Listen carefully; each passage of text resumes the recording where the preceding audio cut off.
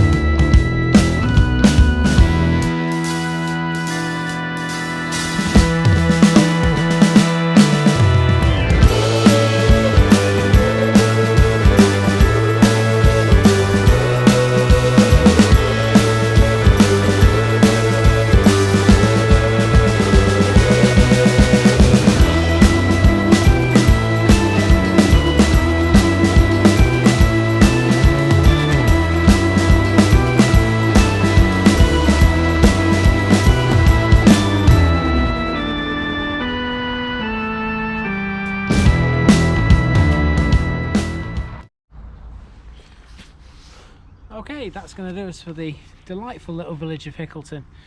There's more here than I thought, even though this place has been part of my life for quite a number of years. There's lots that I have never seen before, so hopefully you've enjoyed this one as much as I have. Like and subscribe if you have. I've probably still missed even more, so you know what to do. Down there is where you need to tell me any more information about the village, and I'll make a part 2. But for now, from Hickleton, I've been the Village Idiot, and I'm out.